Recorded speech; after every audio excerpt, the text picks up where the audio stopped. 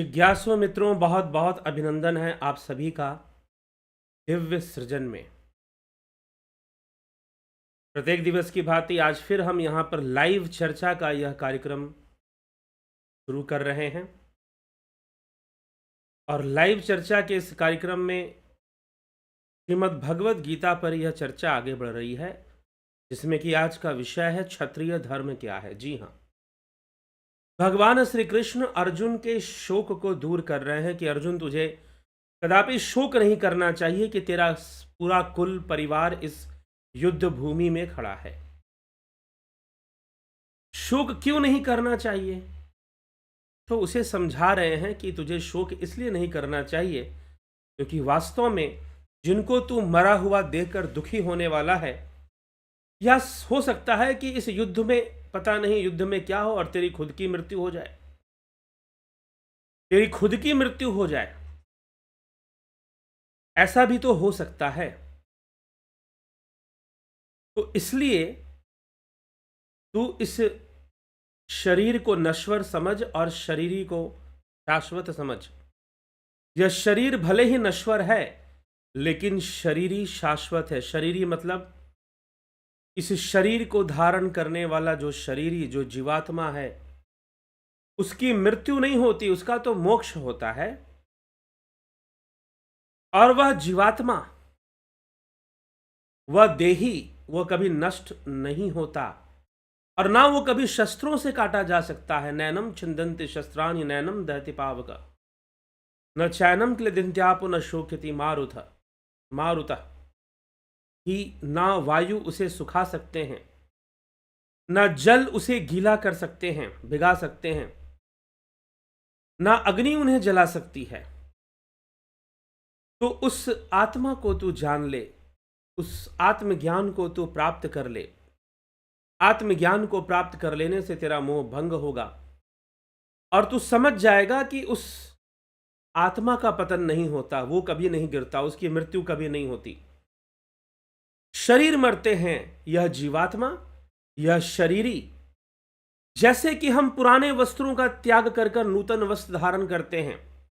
पुराने वस्त्र फट गए, पुराने हो गए, बदरंग हो गए, खराब हो गए, हम नए वस्त्र खरीद लेते हैं, फिर उनका त्याग कर देते हैं। वैसे ही यह शरीरी भी नए शरीर को धारण करता है।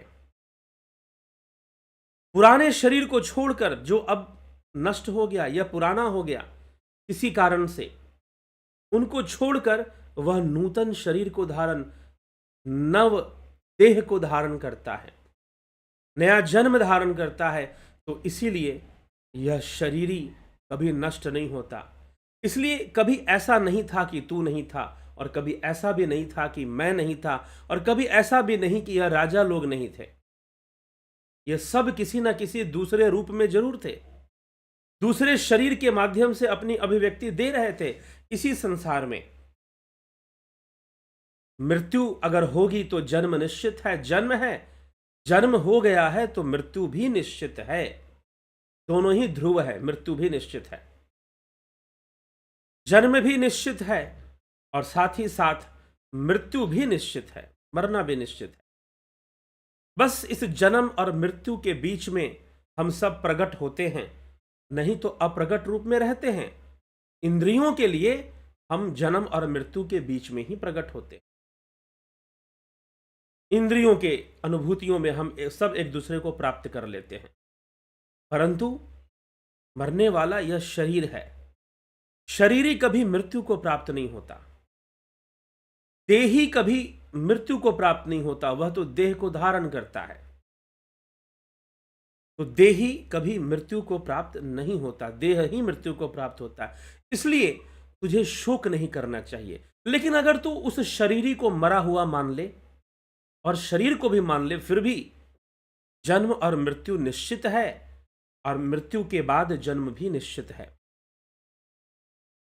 इसीलिए चाणक्य, एक ऋषि चाणक्य हुए जिन्होंने अखंड भारत का निर्माण किया। उन्होंने अपनी नीति में वो लिखते हैं, ध्रुवम परित्यज्य अध्रुवम परिसेवते, ध्रुवम विनश्यति अध्रुवम नष्टमेव च। ध्रुवम परित्यज्य, कि जो व्यक्ति निश्चित को छोड़कर अनिश्चित का सेवन करता है, जो व्यक्ति निश्चित को छोड़कर अनिश्चित का सेवन करता है, उसका निश्चित भी उसके हाथ से छूट जाता है, और जो अनिश्चित है वह तो वैसे ही अनिश्चित है, वह तो वैसे ही शाश्वत या हमेशा रहने वाला नहीं है, वह तो परिवर्तनशील ही हुआ करता है। इसीलिए जो निश्चित है उसका त्याग मत करो। संसार में मिलने वाला सुख दुख, असफलता सफलता, मान सम्मान सब अनिश्चित है। कीर्ति अपकीर्ति, यश अपयश, धन वैभव, अमीरी गरीबी, सब विषय, ये सारे के सारे विषय अनिश्चित ही हैं। अगर निश्चित है, जन्म के बाद अगर कोई विषय निश्चित है, तो इतना निश्चित है कि जिसका जन्म हुआ है उसकी मृत्यु भी अवश्य होगी। जिसका जन्म हुआ है उसकी मृत्यु भी अवश्य हो जाएगी, उसका मरना भी निश्चित है। यही बात निश्चित है। अन्यथा इस जन्म और मृत्यु पर्यंत जो कुछ भी बीच में है, जो कुछ भी मध्य में है, उनमें से कुछ भी निश्चित नहीं है। इसलिए जो निश्चित है उसका सेवन करो। और जन्म मृत्यु से भी ऊपर यह शरीर भी निश्चित नहीं है, शरीर ही निश्चित है, वह आत्मा ही निश्चित है। तुम उस आत्मा का सेवन करो, आत्मज्ञान की ओर अग्रसर हो जाओ, तुम्हारी समस्याओं का समाधान होगा, तुम्हारा शोक दूर हो जाएगा। तो भगवान श्री कृष्ण अर्जुन को शोक दूर करने का यह उपाय बता रहे। और ऐसा नहीं कि युद्ध में होने वाला शोक, अपने परिजनों की मृत्यु का शोक, या फिर स्वयं अपनी ही मृत्यु का शोक क्यों ना हो, उन सबका समाधान इस ज्ञान से निकलेगा, उन सबका समाधान इस ज्ञान से निकलेगा। क्योंकि अर्जुन कहता है कि हम उनको जीतेंगे या वो हमें जीतेंगे, ये नहीं पता।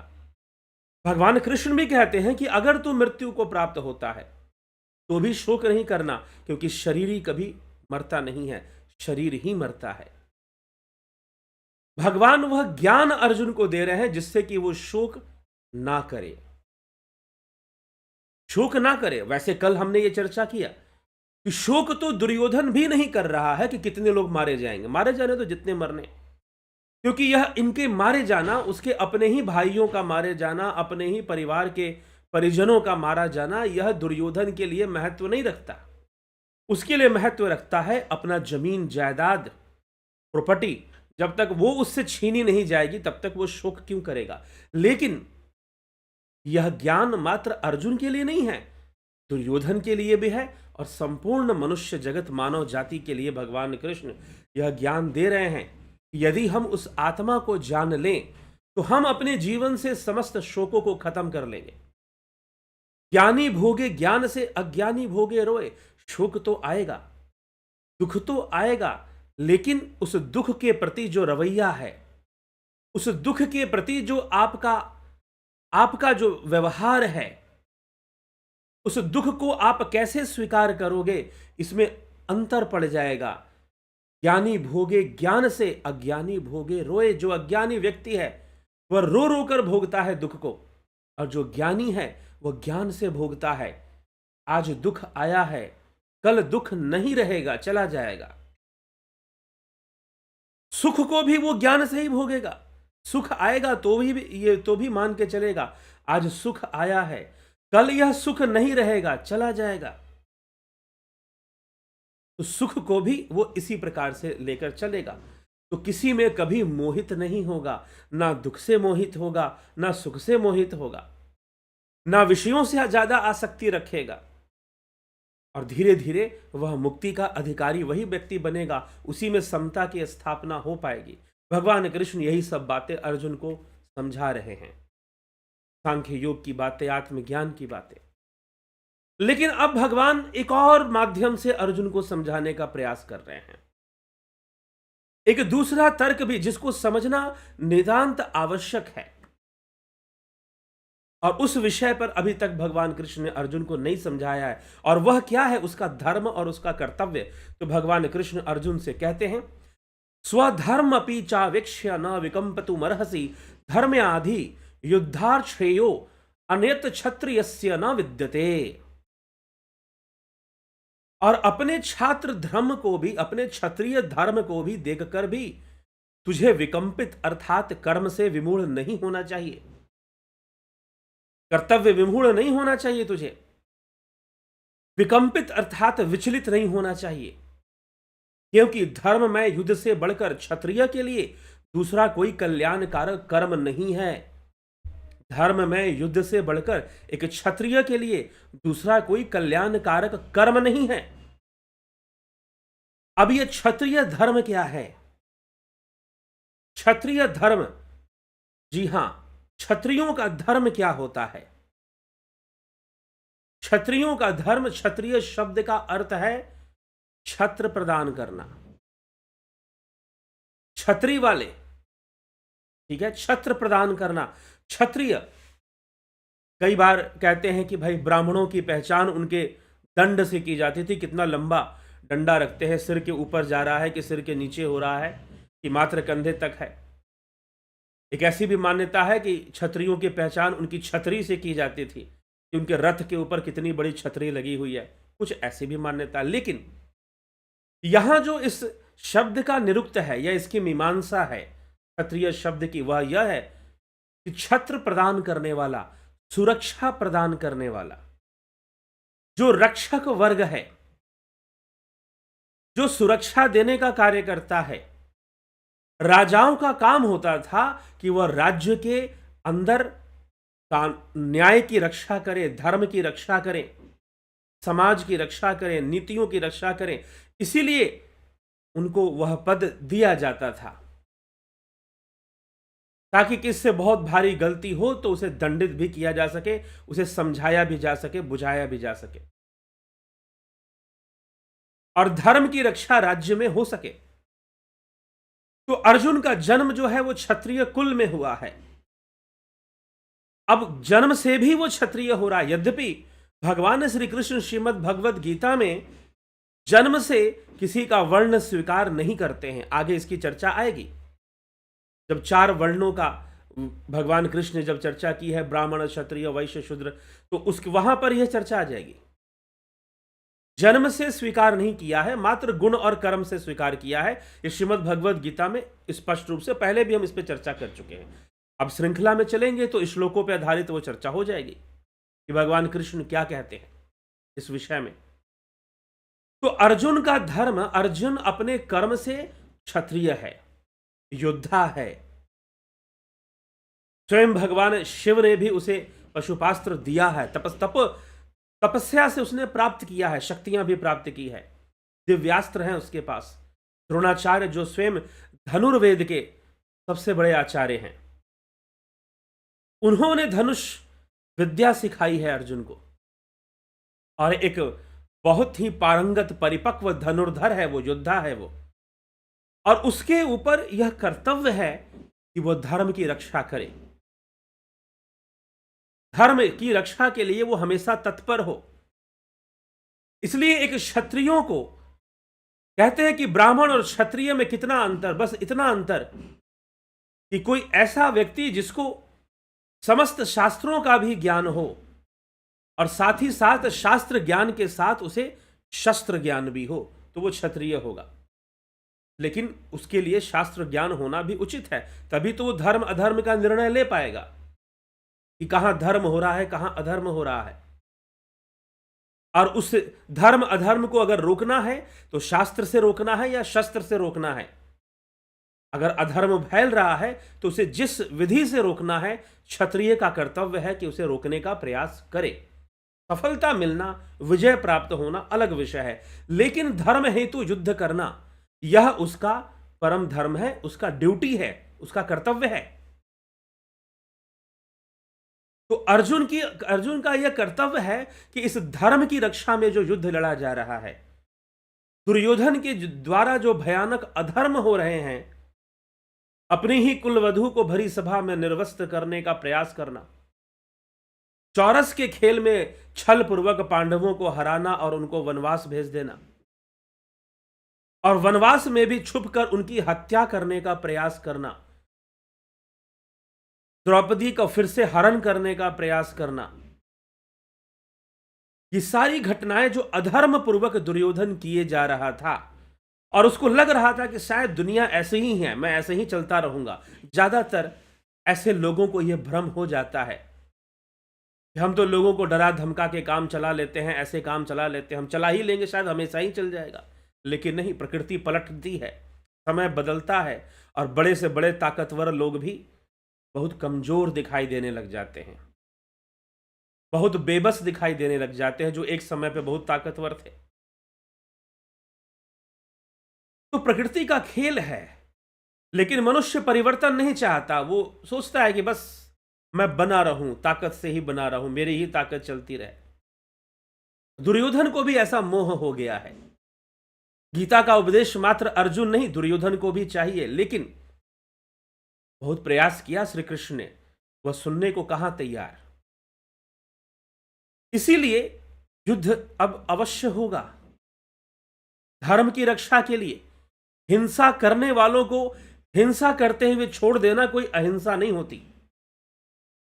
हमारे देश में इस अहिंसा शब्द, धर्म शब्द का इतना दुरुपयोग हुआ है, शुरू से लगभग पिछले 100 वर्षों में नेताओं ने मात्र मूर्ख बनाने का प्रयास किया, धर्म, धर्मनिरपेक्षता, अहिंसा, संविधान, इन शब्दों का प्रयोग करके। तो यहां भगवान कृष्ण की यह अहिंसा नीति है, अहिंसा नीति है। बुद्ध की भी वो अहिंसा नीति थी। जब बुद्ध ने अजात शत्रुओं के सैनिकों को अपने भिक्षु समुदाय से बाहर निकाला था कि तुम कर्तव्य विमूढ़ होकर यहां पर आए हो भिक्षु बनने के लिए, भिक्षु बन जाने से तुम्हें निर्वाण प्राप्त हो जाएगा, यह निश्चित नहीं है। तो इसलिए जाओ, जो आतताई, क्योंकि हमेशा यह संसार 3 गुणों से बना है। सर्वदा कुछ ना कुछ संख्या में कम से कम 35% लोग पाप में लिप्त जरूर रहेंगे, पाप में लिप्त जरूर रहेंगे। इसीलिए यह प्रकृति में चलता रहेगा। कुछ लोग भ्रमित अवश्य रहेंगे, कुछ मुक्ति का मार्ग ढूंढेंगे, लेकिन कुछ तो भ्रमित रहेंगे ही। और ऐसे डाकू, चोर, इनका प्रकोप, इनका जो अत्याचार है, वह राज्य में बढ़ रही थी, मगध के अंदर बढ़ते जा रही थी, बढ़ते जा रही थी। राजा को जब पता चला, अजात शत्रु को पता चला कि मेरे सैनिक भिक्षु बन रहे हैं, वह बुद्ध के अनुयायी बन रहे हैं, ये अच्छी बात है, मैं भी बुद्ध का अनुयायी हूं। और एक बार अजात शत्रु भी चला गया था भिक्षु बनने के लिए, लेकिन बुद्ध ने कहा था कि नहीं, यह कर्तव्य विमूढ़ता होगी, तुम राजा ही बने रहो, तुम राजा बनकर भी भिक्षु रहो, साधक बने रहो, योगी बने रहो, और सुशासन को चलाओ। सैनिक बहुत सारे भिक्षु बनने लगे। बुद्ध को यह घोषणा करनी पड़ी अपने भिक्षु समाज में कि जो भी सैनिक था और यहां कर्तव्य विमूढ़ होकर यहां बुद्ध भिक्षु बनकर बैठ गया है, तो मैं उन्हें कभी हृदय से स्वीकार नहीं कर सकता। बेहतर है कि वो अपने कर्तव्य की पालना करते हुए ही अपनी साधना करें। और तब उन सारे भिक्षुओं को वहां से बाहर निकाला गया ताकि वो सैनिक का कर्तव्य निभाए और आतताइयों को रोक सके। तो यह जो हिंसा है, इसका उद्देश्य अहिंसा की स्थापना है। ऐसी हिंसा को हम हिंसा नहीं कह सकते। लेकिन बाद में चलकर हमारे यहां पर ऐसे अहिंसावादी नेता हुए जिन्होंने सिर्फ हमें मूर्ख बनाया, अहिंसा के नाम पर सिर्फ मूर्खता प्रदान की, और बहुत भारी बड़ा समाज प्रवचन और भाषण से प्रभावित होकर वह मूर्खतापूर्ण कर्म ही करने लगा और भूल गया कि प्रकृति के अंदर हिंसा प्रकृति का एक अनिवार्य गुण है। यह प्रकृति स्वयं हिंसक हो जाती है। तो इसलिए हमें यह समझना है, और क्षत्रिय धर्म का यही कर्तव्य है। अर्जुन अहिंसक है, हिंसा नहीं करना चाहता। बचना चाहता है। वैसे तो वो बहुत ही वीर है, लेकिन अपने मन के सामने कमजोर पड़ रहा है। कीर्ति अपकीर्ति की बातें सोच रहा है, यश अपयश के चक्कर में पड़ा हुआ है। भगवान समझा रहे हैं कि क्षत्रिय होने के नाते धर्म की रक्षा, तू सिर्फ अपने बारे में सोच रहा है। तेरा कुल, तेरा परिवार, तेरे पितामह, तेरे भाई भतीजे, तुझे तनिक चिंता समाज की नहीं है, तुझे तनिक भी चिंता धर्म की नहीं है। धर्म हेतु तो तुझे हिंसा यहां करना पड़ेगा अर्जुन। धर्म के रक्षार्थ, धर्म रक्षार्थ तुझे यह कर्म करना पड़ेगा। तुझे, तेरे लिए कर्तव्य विमूढ़ होना तनिक भी उचित नहीं है। क्षत्रिय होने के नाते तू ब्रह्मचारी होता, ब्राह्मण होता, तो मैं कह देता कि जाओ भिक्षा मांगकर ही जीवन बिता दो और उपदेश दिया करो बस। लेकिन तू क्षत्रिय है, तेरा कर्तव्य कुछ बढ़कर है। तेरा कर्तव्य है धर्म की रक्षा करना, धर्म को छत्र प्रदान करना। तेरा कर्तव्य है समाज को छत्र प्रदान करना। क्या तू दुर्योधन, दुशासन, जयद्रथ जैसे दुराचारियों को ऐसे ही खुला घूमने के लिए छोड़ देगा? क्या तू सब कुछ भूल चुका है? धर्म की रक्षा तेरा प्रथम कर्तव्य है, क्योंकि तू क्षत्रिय है। धर्म को छत्र प्रदान करना ही क्षत्रिय का कर्तव्य है। कुछ लोग कहते हैं, एक जगह में गया, ऐसे ही पर राजपूत समाज के लोग कहीं बैठे थे कुछ, तो वहां पर चर्चा चल रही थी, कहीं बात कही जा रही थी। वहां पर कुछ लोग खाने पीने की बातें कर रहे थे। किसी ने कहा कि भाई वो राजपूत, वो क्षत्रिय कैसा जो मांस ना खाता हो, जो हथियार लेके ना घूमता हो। युद्ध करने से क्षत्रिय की पहचान नहीं हो जाती है। क्षत्रिय की पहचान रक्षा करने से होती है। धर्म रक्षा के लिए जो खड़ा होता है वो क्षत्रिय है। समाज को जो छत्र प्रदान करता है, सुरक्षा प्रदान करता है, और धर्म को जो रक्षा प्रदान करता है, वह क्षत्रिय है। मारपीट, लड़ाई झगड़ा बेमतलब के, जैसे कि कई इतिहास में, राजाओं के इतिहास में बिना मतलब के युद्ध की घटनाएं भी आती हैं। कोई किसी राजकुमारी के लिए युद्ध कर रहा है, आप उसे बहुत बड़ा योद्धा गिनाए जा रहे हो। कोई किसी लिए युद्ध कर रहा है, लेकिन धर्म हेतु कोई युद्ध करे तो वो महान योद्धा है, महाराणा प्रताप की तरह।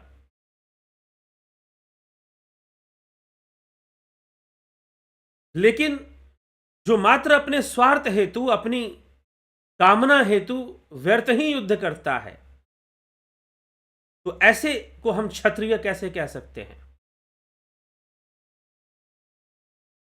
तो जिन राजाओं ने युद्ध किया, धर्मार्थ युद्ध किया, धर्म की रक्षा के लिए किया, वो निश्चय ही महान क्षत्रिय, वही क्षत्रिय कहलाने योग्य हैं।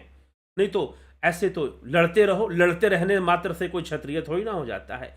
तो हमें यह विचार करना चाहिए, धर्म को छत्र प्रदान करना यह अर्जुन का कर्तव्य है। इसलिए भगवान यहां पर क्षत्रिय धर्म के विषय में बता रहे हैं कि तू क्षत्रिय है और तेरा यह कर्तव्य बनता है। तू नहीं करेगा तो दूसरा कौन करेगा भाई धर्म की रक्षा, बता। और तू कर्तव्य विमूढ़ होने में लगा हुआ है, तू विचलित होने में लगा हुआ है। तो धर्म की रक्षा के लिए कर्म करना, युद्ध करना, और इस समय धर्म की रक्षा इस युद्ध से ही संभव है। इसलिए तुझे युद्ध करना पड़ेगा अर्जुन।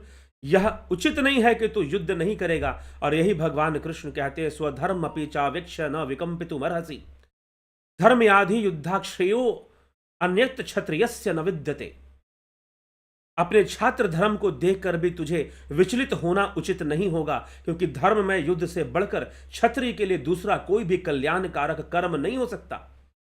एक क्षत्रिय के लिए इससे बड़ा सौभाग्य क्या हो सकता है कि उसे धर्म की रक्षा करने का अवसर मिले।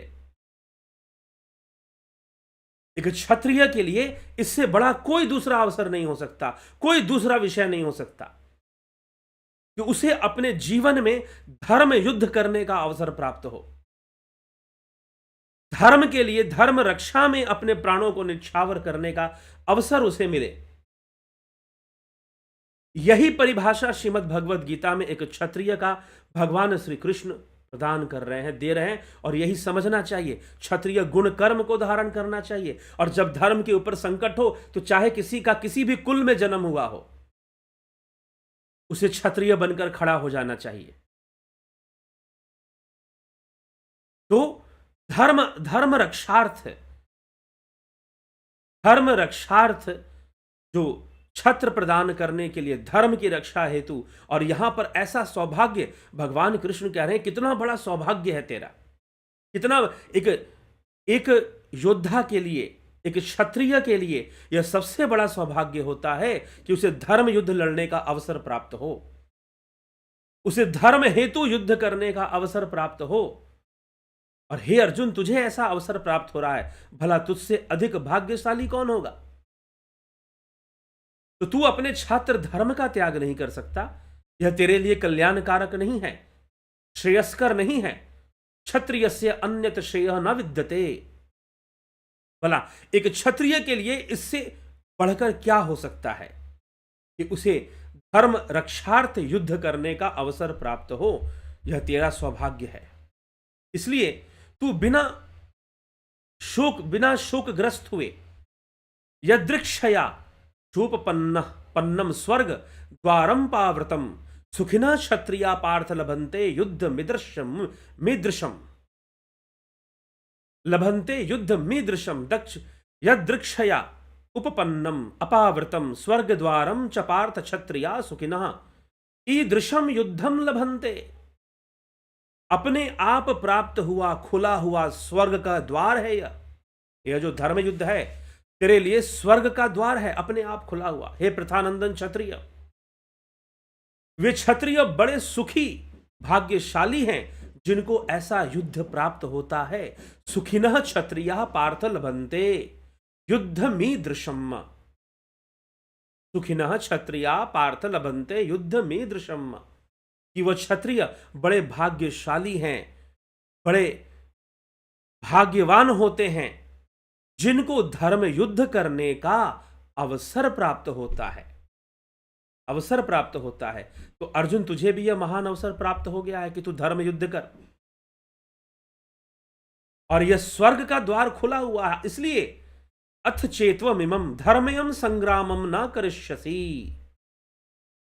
अथ चेत त्वम इमं धर्मयं संग्रामं न करिष्यसि ततः स्वधर्मं च कीर्तिमं हित्वा पापम अवापस्यसि।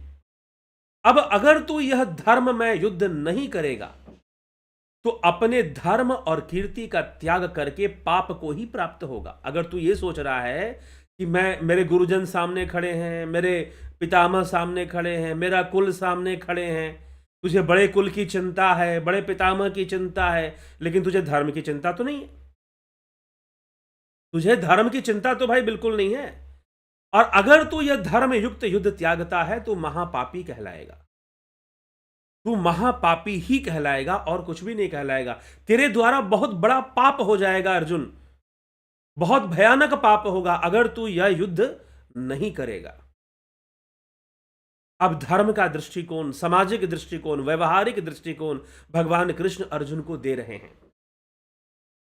क्या तू जयद्रथ ने किस प्रकार से वनवास में द्रौपदी का हरण करने का प्रयास किया था भूल गया?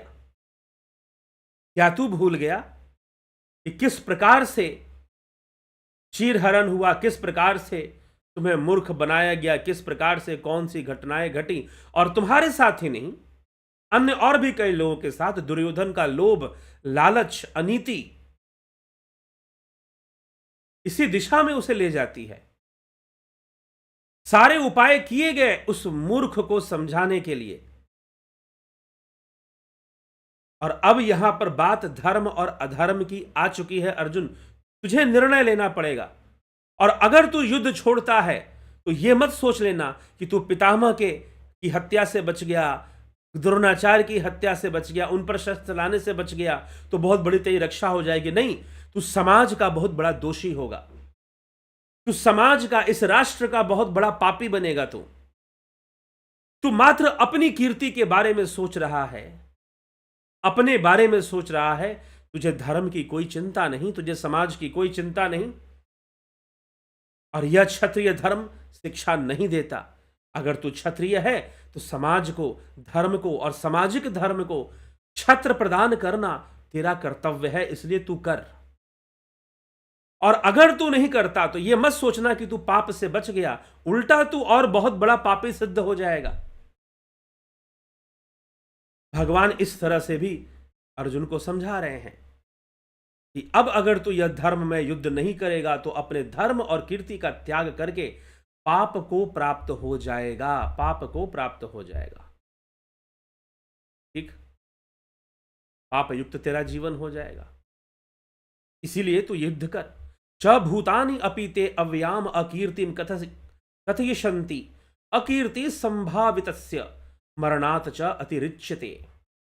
और सब भी प्राणी भी तेरी सदा रहने वाली अपकीर्ति का कथन करेंगे, तेरी निंदा करेंगे, तेरा उपहास करेंगे कि देखो बड़ा योद्धा बनता था, बड़ा धनुर्धर बनता था, लेकिन युद्ध नहीं कर पाया धर्म के लिए। और यह इस प्रकार की जो अपकीर्ति है एक योद्धा के लिए, वह तो मृत्यु से भी बढ़कर है। ऐसा अपमान मृत्यु से भी बढ़कर है, बढ़कर हो जाएगा तेरे लिए। इसलिए च महारथा त्वाम भयात रणात उपरतम संशयन्ते ये शाम त्वम बहुमतः भूत्वा लाघवम यास्यसि। तथा महारथी लोग तुझे भय के कारण युद्ध से हटा हुआ मानेंगे, डरपोक मानेंगे, भीरू मानेंगे, कमजोर मानेंगे। बहुमान्य हो चुका है, उनकी दृष्टि में लघुता को प्राप्त हो जाएगा, अपमानित हो जाएगा और अपने कुल की जग हसाई भी करवाएगा। साथ में तेरे कुल पे भी कलंक लग जाएगा कि तू क्षत्रिय कुल में तेरा जन्म हुआ, इस पे भी कलंक लगेगा। अवाच्य वादांश बहुन वदिष्यन्ति तवाहिता निंदनतस्तव सामर्थ्यम ततो दुखतरम नु किम्मा। बहून अवाच्यवादान च वदिष्यन्ति ततः दुखतरम नु किम्मा। तेरे शत्रु लोग तेरे सामर्थ्य की निंदा करते हुए बहुत से कहने योग्य वचन कहेंगे, उससे बढ़कर दुख की बात और क्या होगी अर्जुन। तेरा मजाक उड़ेगा, उपहास होगा। हतो प्राप्यसि स्वर्गम जित्वा वा भोक्ष्यसे महीम तस्मादुतिष्ठ कौन्तेय युद्धाय कृत निश्चयः। अगर मारा जाएगा, अगर मृत्यु को प्राप्त होगा तो कम से कम कोई तेरा मजाक तो नहीं उड़ाएगा कि तू लड़ा भी नहीं अपने धर्म के लिए। तुझे स्वर्ग की प्राप्ति भी होगी अगर तू वीर गति को प्राप्त होता है, मृत्यु को प्राप्त होता है।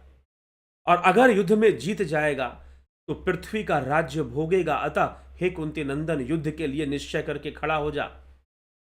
किसी भी दृष्टिकोण से देखा जाए, चाहे वो आध्यात्मिक दृष्टिकोण हो, पाप पुण्य का दृष्टिकोण हो, हर दृष्टिकोण से तेरा युद्ध ना करने का निर्णय अनुचित ही जान पड़ता है। यही भगवान श्री कृष्ण अर्जुन को समझाते हैं। और पाप पुण्य के बारे में और स्वधर्म के बारे में, धर्म की रक्षा करना क्षत्रिय का प्रथम धर्म है, उसका कर्तव्य है, इसकी ड्यूटी है कि वो धर्म की रक्षा करे। और धर्म रक्षा से तू विमुख हो रहा है, यह तनिक भी तुझे शोभा नहीं देता अर्जुन। इसलिए ऐसा निर्णय मत ले कि तू युद्ध नहीं करेगा। तू ये सोचता है कि तुझे पाप नहीं लगेगा, तू घोर पापी हो जाएगा अगर तू युद्ध नहीं करेगा। तो कई बार हिंसा को होते हुए छोड़ देना भी और हुई हिंसा पे पर्दा डालना भी बहुत बड़ा पाप होता है। कई बार हिंसा से भी बढ़कर पाप होता है कि जहां अन्यायपूर्वक हिंसा हुई है उस पर आप पर्दा डाल दो। जैसे कि कश्मीर में हुए हिंसा पर बहुत लंबे समय तक पर्दा डालने की कोशिश की गई।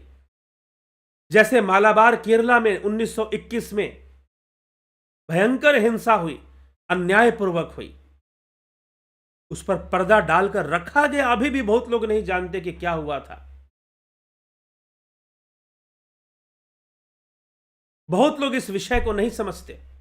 तो इसीलिए ऐसा करना भी महाहिंसा का कारण बनता है, महाहिंसा का ही स्वरूप है। ऐसी हिंसा से मनुष्य को बचना चाहिए, ऐसी हिंसा से मनुष्य को अपनी रक्षा करनी चाहिए। बिना तलवार उठाए आप हिंसा कर जाते हो क्योंकि मुंह से कुछ ऐसा बोल जाते हो और आपके नाम पर हिंसा होती रहती है। तो इसीलिए यह सब भी हमें निश्चय ही ध्यान में एक क्षत्रिय का धर्म है कि वह धर्म को रक्षा प्राप्त करे और उसके लिए की गई हिंसा सर्वदा ही अहिंसा का एक रूप है। वह सर्वदा ही अहिंसा का ही एक रूप है। लेकिन यह विवेक का विषय है, यह विवेक का विषय है। व्यर्थ कोई धर्म का नाम लेकर हिंसा करता हुआ घूमते रहे तो उसके लिए नहीं है। यह अर्जुन जैसे लोगों के लिए है, जो शास्त्रज्ञ भी हैं, जानते हैं, समझते हैं, ज्ञानी भी हैं।